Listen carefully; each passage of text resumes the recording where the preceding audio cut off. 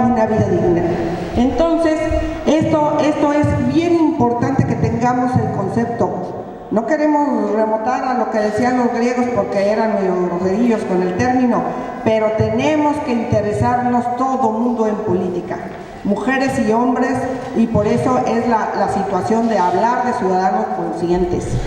¿Qué nos da una vida política plena? Nos da salud, nos da seguridad, nos da educación, nos da trabajo, nos da cultura, desarrollo humano, desarrollo de una comunidad, de un país, nos da desarrollo también como hombres y como mujeres independientes.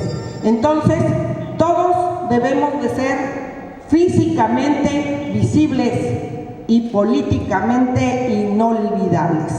Muy bien.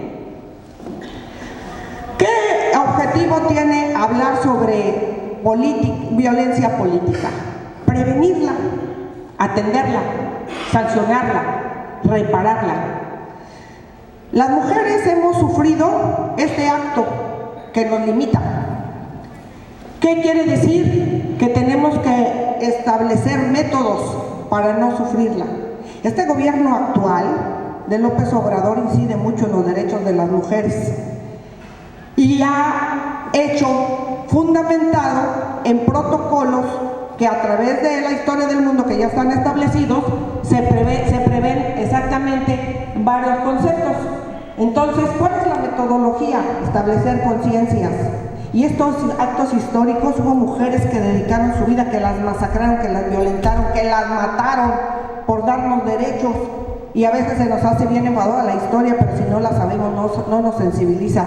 Emma Goldman, una señora que vivió hace casi 2 siglos. Ahora, tenemos a Mary Wollstonecraft, tenemos también hombres, por ejemplo, a Sartre y a la esposa Simone de Beauvoir.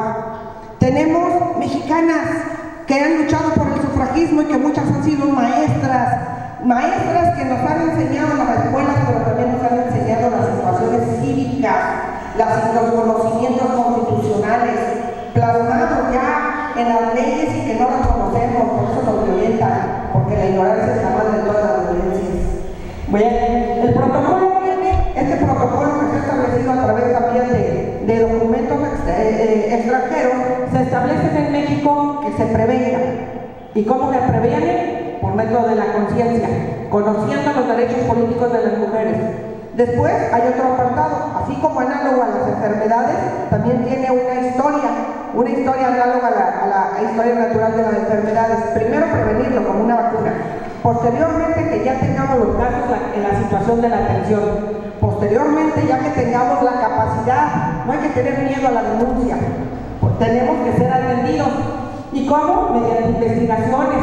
¿Y cómo? Que actúe la gente que está atrás de la situación de la justicia y que se emitan órdenes de protección. Posteriormente, que se logre una sanción, que la metodología no quede en una primera instancia.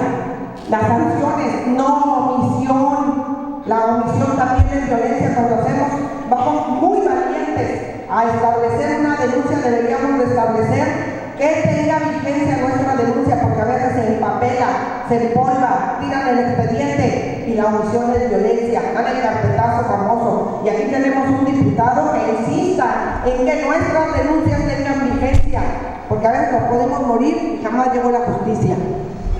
Que no haya corrupción, complicidad ni impunidad, y que se reparen posteriormente al final de la fase de este proceso, que se repare el daño. Muy bien, ahorita vamos a hablar sobre las situaciones tan graves que puede llevar la violencia política. Vamos a definirla. La violencia política contra las mujeres en México es un problema grave, no solamente en el país, sino en todo el mundo. ¿Sí? ¿Y a qué se debe? Muchas ocasiones a que somos discriminadas con el género opuesto. ¿Sí? Limita el goce de las mujeres a sus derechos fundamentales. Afecta gran número de nuestras congéneres, ¿sí? ¿Y por qué? Porque no hemos carecido de la visibilidad. Se ha conducido hacia cuestiones de impunidad, corrupción, injusticia. ¿Y qué afecta? Afecta a los sistemas democráticos y los desarrollos del país. Si nosotros no tenemos un país demócrata, tenemos un país subdesarrollado, un país empobrecido, no pobre, sino una cosa es ser un país miserable, no pobre en cuanto a sus riquezas. Podemos tener un México rico, ¿sí?, y guiado por miserables. Bien. Entonces definimos que la violencia política son todas las acciones o conductas agresivas cometidas por una persona en contra de una mujer o su familia, incluso, porque también la violencia puede ser de forma indirecta.